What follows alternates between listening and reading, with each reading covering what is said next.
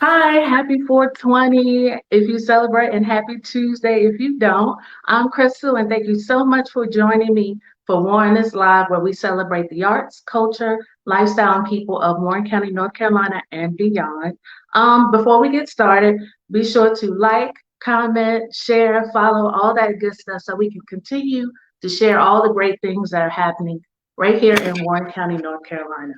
My guest today is Patrick Brown. He is a fourth generation farmer and the owner and operator of Brown Family Farms and Hempfinity.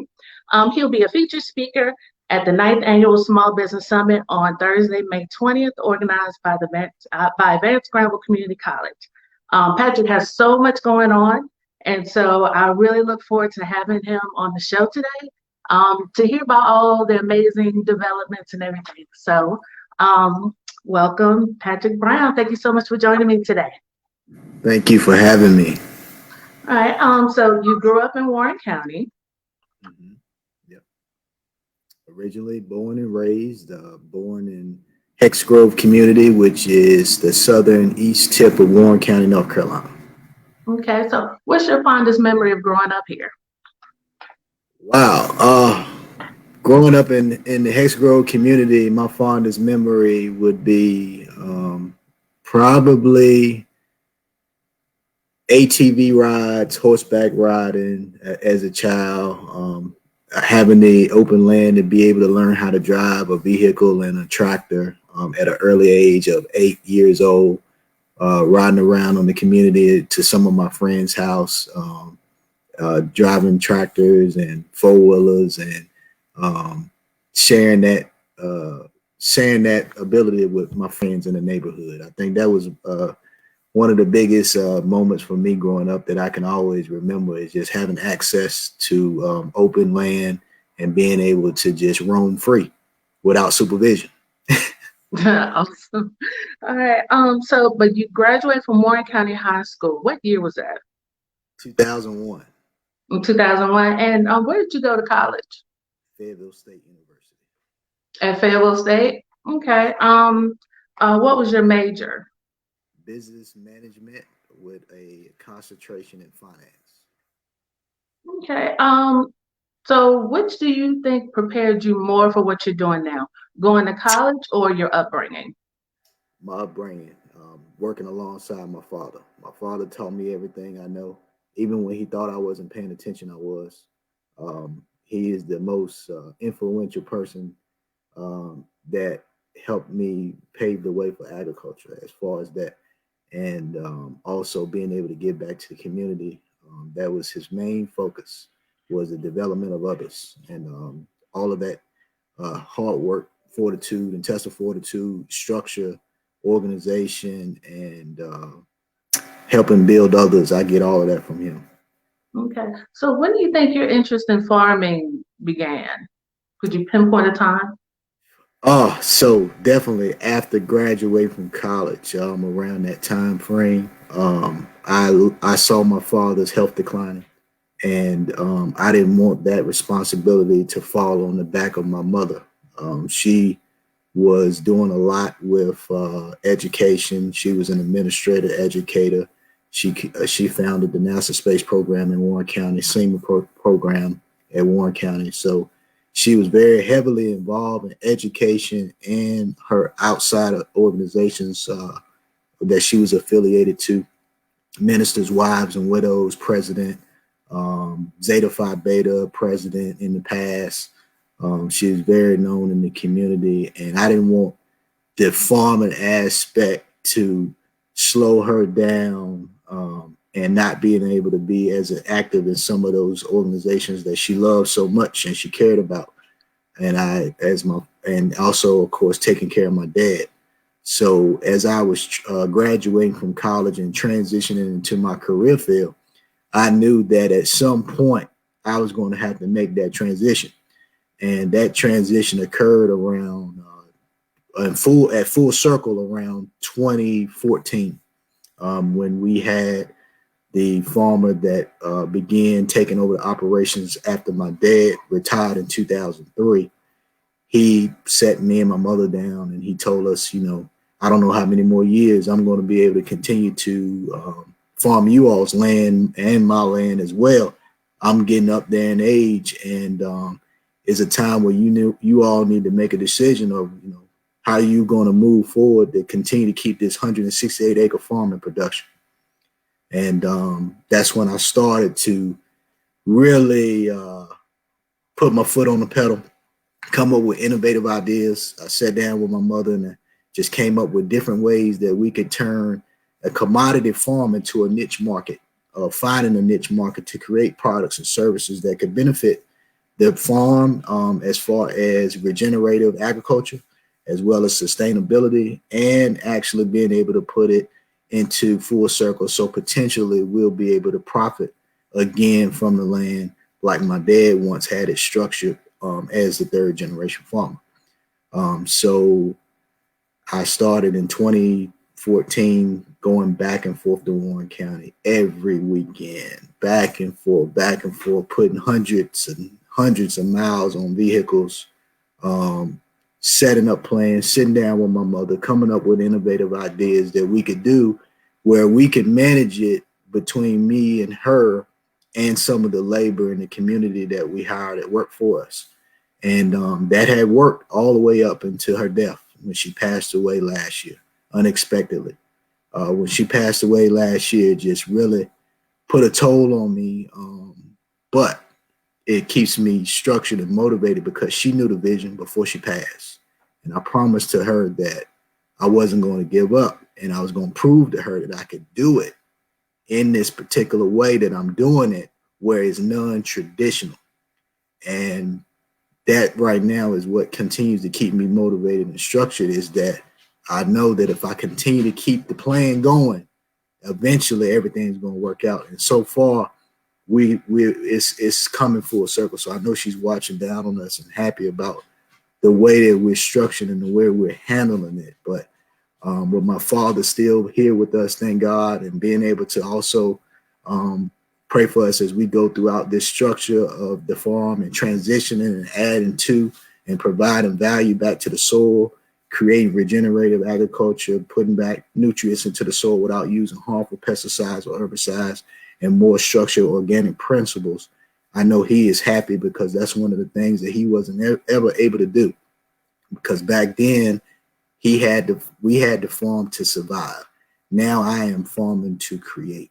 So when I'm able to create things from the same land that was passed down from generation to generation, my father and my great grandfather and my grandfather all can be happy, and my mother can all be happy as they watch down on us, because we are covered, and being covered by that helps us to move mountains, and I believe in that.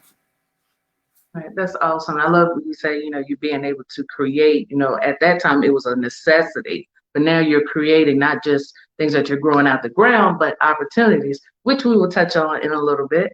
And so what challenges have you faced since taking it on? The only challenge I would say would be time management, and having to farm from a distance, and also being able to manage it while I'm not physically there. That's one of the most difficult parts, but we have a great team that works, that we all work together. We create and share ideas and overcome problem solving objectives. It's right now is working for us. So, but I would say time management is probably the most difficult aspect of what we have been dealing with for the last couple of years. Okay. Now you're saying that you want to go with a niche market. So is that why you chose hemp versus anything else? Well, not just that, but because of the actual ability of what the plant can do for not only the body, but for the industrial commodity process of creation. So, of course, the industrial hemp plant is nothing new, but it's more education involved. And when people understand the education aspect, they'll realize how much this plant and how much of value it is to not only the soil, but for the human body, as well as the textile industry. Okay, can you give a little bit more details about that? Also, as far as like with Hempfinity, your product line. Can you tell us like the benefits of those Sure. products? So with our particular Hempfinity brand product line that we have, it's structured around a sativa L industrial hemp plant. And this particular sativa L industrial hemp plant uh, that we chose to utilize is called a cherry B, which is the only strand that I grow on the actual farm in itself outdoor. Then we have other indica breeds that we grow indoor, but to focus just on the cherry B, this particular plant, when the farm bill was variety, I'm sorry, when the farm bill was passed in 2018, I'm sorry, 2014, when the North Carolina Industrial Hemp Pilot Program began in 2014 in the state of North Carolina, this particular variety was one of the first varieties approved to grow. So this particular variety has the most research for the full plant to harvest time frame for the THC profile and also the high cannabinoid profile, which is the CBD percentage, which is the active ingredient for what we advertise to our customers that can help heal their, not heal, but help mitigate their situation. So for example, pain, anxiety, stress, PTSD, autism, skin disorders such as pityriasis, eczema, and a few other things, sleep deprivation, all these things, this particular strand helps people that are dealing with it, with those ailments. And we focus on that particular strand and we advertise that particular outcome to our customers and potential customers so that they'll know exactly what they're putting into their body. So with that particular strand, we make topical creams, we make oils, we make teas. We also make textile products such as hemp bedding for animals, compost starter, mulch that we create for gardening, which has high nutrient levels. So all of these things, just to name a few, we create from that particular variety and strand of industrial hemp products.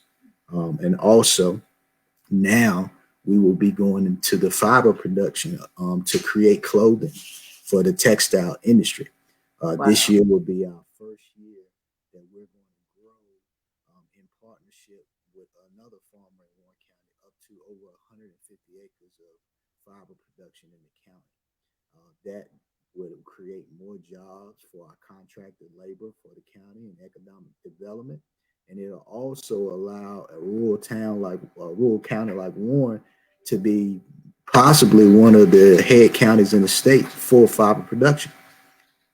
So that's something that we're crossing our fingers with, and something that maybe this can become multiple contractual agreements amongst our farm and other farmers in Warren County.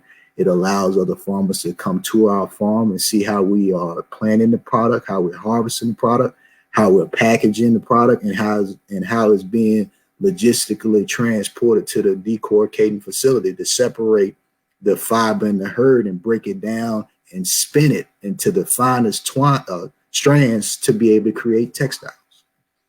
Wow. And then so with what you're doing, you would be the largest minority? I wouldn't say I'm the largest minority yet because we just don't have any research to prove that I'm the only minority farmer that's growing it right now. I would Okay. say in the county of Warren, I am.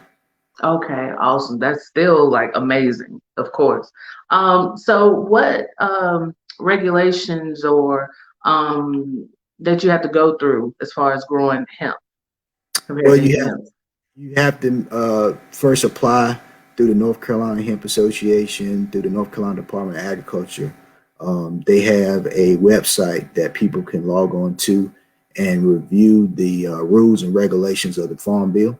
And then that way, if they meet the qualifications to become a licensed farmer to grow it, which in the state of North Carolina is just proof that you are a bona fide farmer.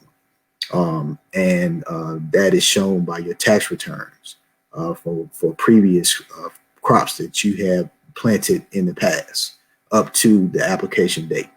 And then you pay a fee for the application. And then once you get approved, you will pay another fee for production, for crop production. And then every year you have to renew your license, and then you have to pay your renewal fee. Okay. That's the process. All right. So for those who want to know, what's the difference between hemp and like cannabis? Like, what's the difference? So both are cannabis, Okay. but they are related plants of cannabis. Industrial hemp and marijuana are the two differentiations. One has a high THC, which is a psychoactive release to the neurological system of your body, and then one has a small amount that can't exceed it or has low thresholds of exceeding it, which regulations in our state that it has to stay below 0.3%. So it's all about genetics and how the plants are crossed to show the various differences. So you have a genetic of marijuana, you have a genetic of industrial hemp. So that's why our seeds have to be certified when we purchase them. And we have to show the origin and certification to the North Carolina Department of Agriculture so that they can differentiate the two. Okay. Now, what exactly is CBD? We hear about it so much. CBD, Yeah. Mhm. sorry, CBD is an acronym for cannabinoids.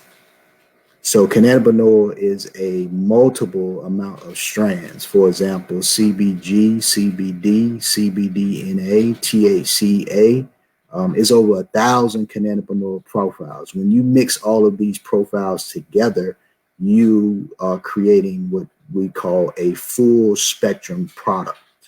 Each particular cannabinol has a specific ability to treat an ailment. And that's what a cannabinoid is. Okay. All right. And so we hear so much more about what you do as far as like your hemp farming, but you produce, well, I'm sorry, you grow a lot of produce as well, on Brown Family Farms. Can you tell us more about that? Like, what do you grow? Things like that. Yes. So the transition of us getting out of the commodity crops, which were tobacco, soybean, and wheat, we created a organic produce program, which is our largest commodity that we grow on the farm.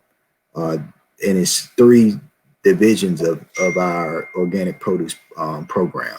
One is a community supported agriculture program, which we would take that produce and advertise it to the members of our community that obtain a membership with our farm to be able to get a fresh organic produce box of fresh vegetables each and every week, 18 to 32 weeks out of the year.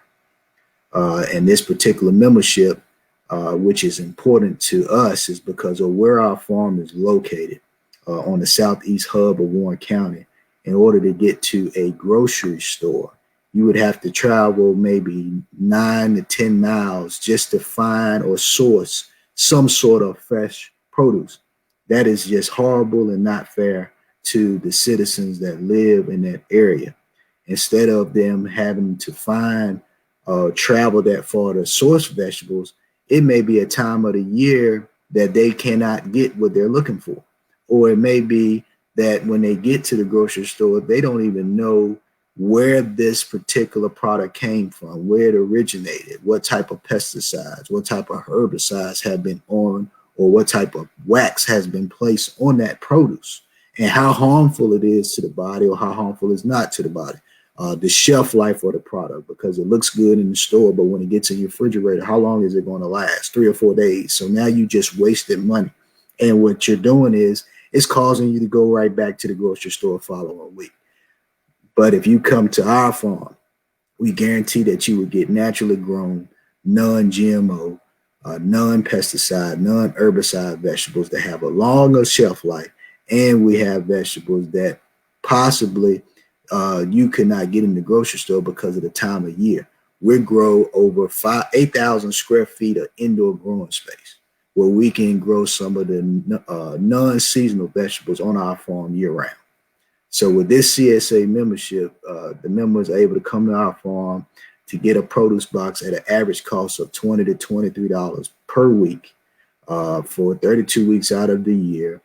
organic vegetables that you can trace back to our farm. You know where it's grown. You know it is USDA certified organic seed, heirloom and non-heirloom seed.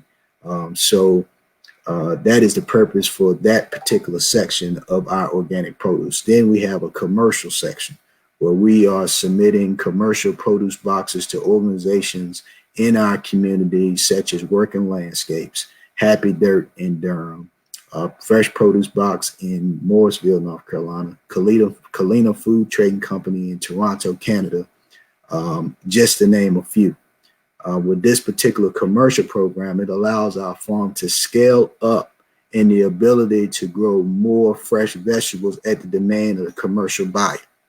The commercial buyer that I mentioned, for example, Kalina Food Trading Company, they export all of their vegetables to places that cannot grow vegetables due to the climate, such as the Dutch islands in the Southern Caribbean, Trinidad, Tobago, Aruba, and all the A, B, and C islands of the Dutch islands that cannot grow and export pretty much 90 to 100% of all of their commodity vegetables and fruits.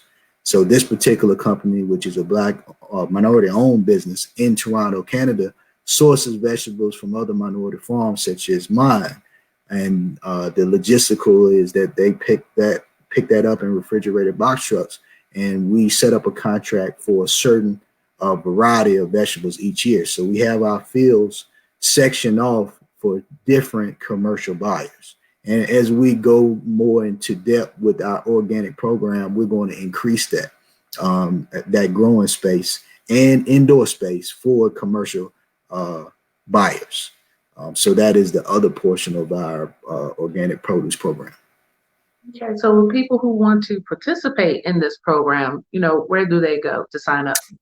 They would go to our website at www.brownfamilyfarmscsa.com, and they can create a registration, and they can also have the ability each week to select which vegetables they would like. So when they arrive to the farm on Wednesdays and Thursdays between the hours of 1:30 p.m. and 4:30 p.m., their box would already be prepared for them when they get there. Oh, nice, nice. Okay, so well, you talked about the organizations that you work with.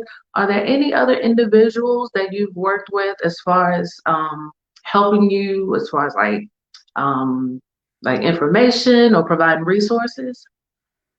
I would say yes. Organizations that have helped us get to where we need to be would be the Carolina Farm Stewardship Program. Carolina Farm Stewardship Program is a liaison for small farms like ours, where we would take their courses to become GAP certified, Harmonized Plus certified each year for our vegetables so that we can meet the demand of the commercial buyers. Okay. And any other organizations like local, like Warren Yes. County? Yes, Warren County Working Landscapes was another one that I mentioned previously. Their organization is so great of what their mission is. It's kind of tied into our mission as well of giving back to the community. Their farm share program that we have been partnership with allows us to grow vegetables for the elementary school kitchen programs. For example, Button the Stem was one that we supplied cabbages and collard greens to over the fall during the pandemic, as well as meeting the boxes, the produce boxes for the less fortunate and those that are of need that cannot afford it. So we are very happy to support programs like that because our missions align when it comes to development and giving back to the community. Okay, awesome. So what is Brown Family Farms doing as far as like community, like economic development? So the program that we're creating right now is more so geared to the young teenagers, the kids, where we can allow them to come to our farm each and every day, Monday through Saturday, and work alongside our farm manager. It allows the parents to be able to have a safe place to leave their kids or teenagers, ages 14 and up, preferably, to be able to learn life skills and some of the vocational attributes that they're missing from some of the public school programs that are currently in place now that don't have those programs. Is when I was in school so many years ago, we would have these courses where we could go and learn the trades. Sometimes people have to understand that trade school now these days are more of a successful career than actually going to a 4-year university.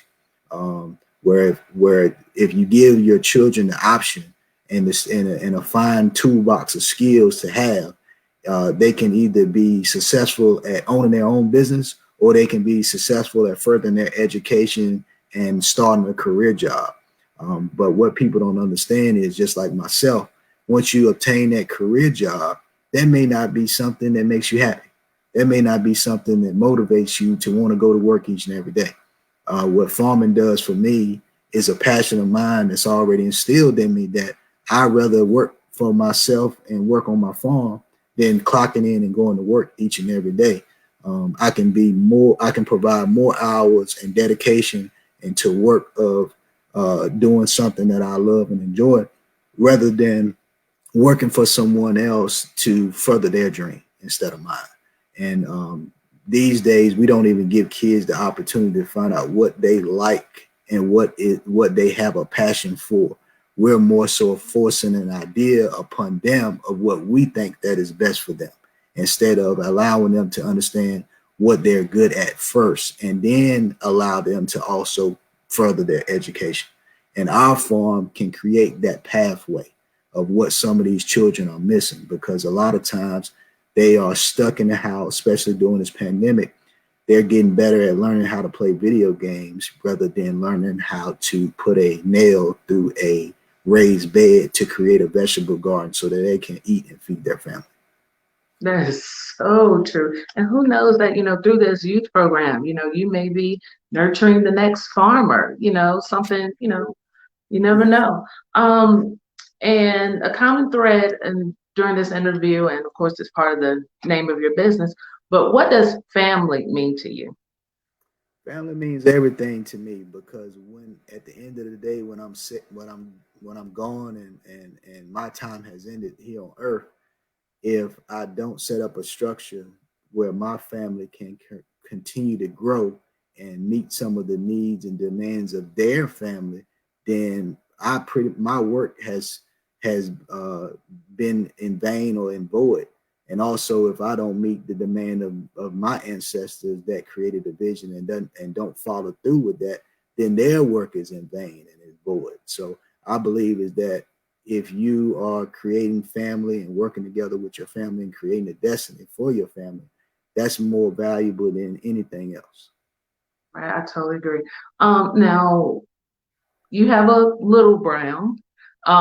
Does he understand the historic and cultural significance of what you're doing? Yes, I would say he's such at a young age now where everything around him is so fascinating, whether it be sports, whether it be farming, whether it be a new tractor, or just hanging out with his friends. We want to try to make sure that he has the best childhood experience than anything. I would say that we're working up to showing him the importance of the farm, but right now he's just such at an early age where he really uh, grasps it a little bit, but doesn't understand the overall value of it. When I was a child, I would say around the age of 8, 9, and 10, that's when I started to realize how important the farm was to my dad. Okay. So yesterday you made a huge announcement, not just one that for your family, but just for the grand scope of things. Like I said yesterday, can you share that? Yes. So yesterday, I announced after meeting with my family, we had a meeting over the weekend to let them understand that we were able to purchase the plantation that my ancestors originated from, my great grandfather, Byron C. Brown. Um, uh, we were able to acquire that property and add that property to our business portfolio as an agro-tourism venture. That is amazing. I mean, you hear those stories, but to actually, be able to know someone who's done that, that's like amazing. But now what was that initial feeling once you said that this is ours now? You signed those papers, you had the keys. What was that initial feeling? My initial feeling was that now we actually, instead of just reading about the literature of the plantation and fantasizing about what it was like to have lived there and worked there, we now have a place where we can go fellowship together as a family and allow our ancestors to now rest in peace. Because when I'm holding that set of keys in my hand, it's just it's overall emotional moment for me, because I never know what they endured and what they had to endure, and how much work and hard work that I can only imagine that they would put through for all those years of bondage. So I don't know. It's hard to describe. I think everybody copes differently with everything. I still haven't gotten over the death of my mother as well. So it's hard to pretty much cope with what's going on. All I know is that continuing to move forward, continuing to move, not being stagnant, not stopping, regardless of what people think or what ways people try to distract you or deter you. I just feel that if I continue to move forward, that's my way of getting through everything, whether it's an accomplishment, whether it's a disappointment, whether other people are not happy. Me just staying busy, it puts me in a space where it allows me to just continue to function. And also my condolences as well, for your mom. Um, so people who follow you on social media, like we're back on this thread of family, you have a tremendous amount of information about your ancestors. I just wanted to know, like, how are you able to get all of that information? So the elders of my family, even before I was born, they've always historically documented everything. From the original time of our great grandfather being on the plantation, his sister Flora Brown was documenting and writing letters throughout her time of living on that plantation. And a lot of those letters were able to be passed down and documented, as well as my great grandfather, Byron C. Brown, having documentation in the local newspaper that goes all the way back to 1919, all the way to 1931, which is when he passed away, where he was purchasing land, the businesses that he owned. All of that stuff is documented right in the Warren County newspaper.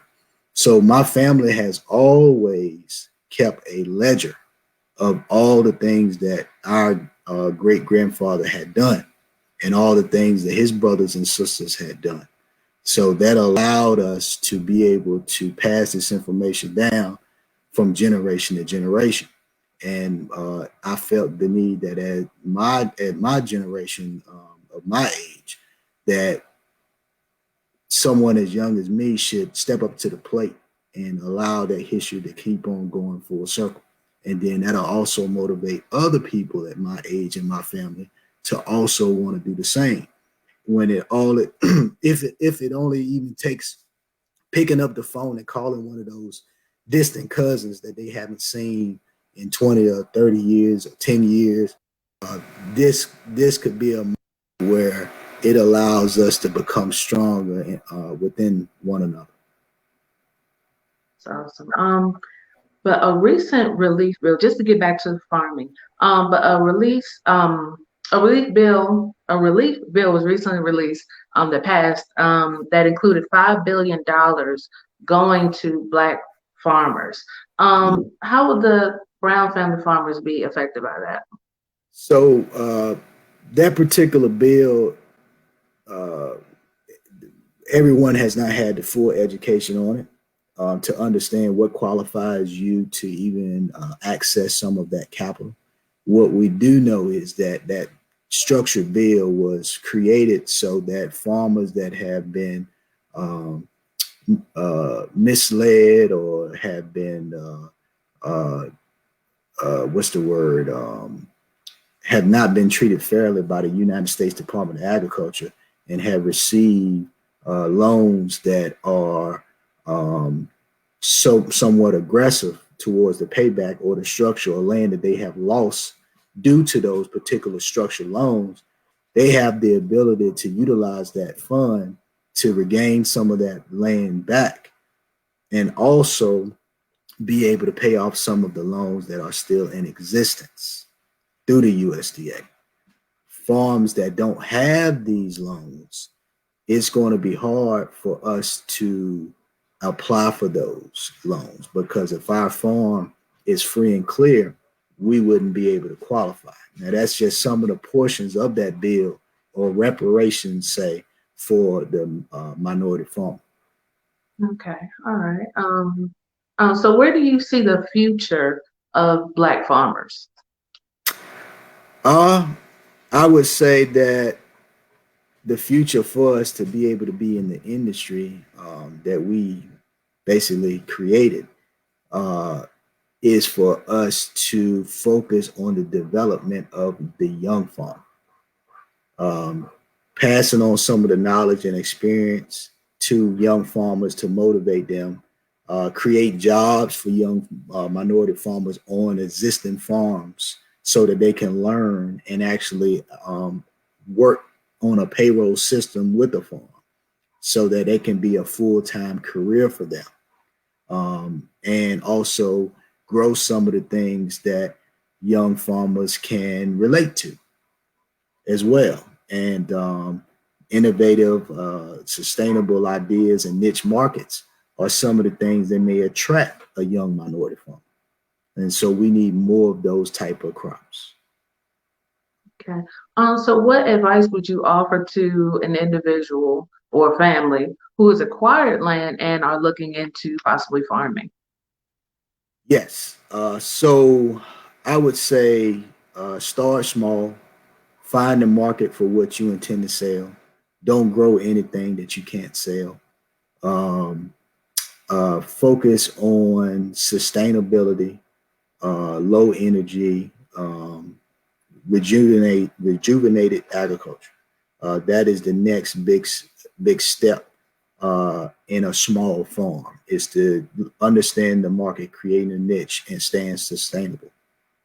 Okay, that's great advice. So I want to take it back to Hempfinity for a moment. Now your products will be available, or at least more accessible, maybe within the next couple of months. Can you tell me more about that? At least for Warren County residents. Yes, so there is going to be a store that's going to open up on Main Street where local citizens can go and purchase our products directly instead of online. That's awesome. So we're still thinking maybe the next few months, maybe. Yes, it's currently still under construction and a major announcement will be made. Awesome. Okay. All right. So earlier you talked about Hex Grove. Now there's is that like a community center that's growing, or can you tell me more about that?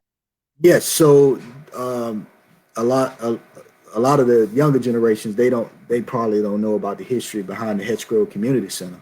It was originally a Rosenwald school, founded by Booker T. Washington, and that particular program allowed southern states to have schools that were for minority citizens and a safe place where they can go and be provided with the proper education. My father attended the Rosenwald School at the Hedge Grove.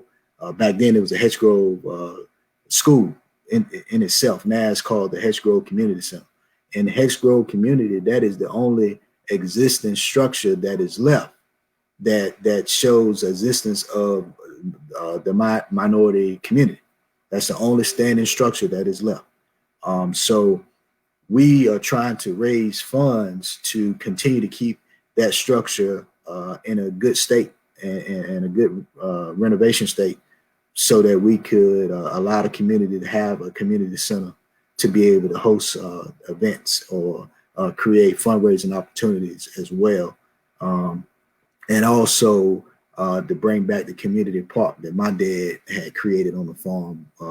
We had a community park as well. So those two locations are less than a half a mile apart from one another, and those are two things that we need to continue to keep existence in my community.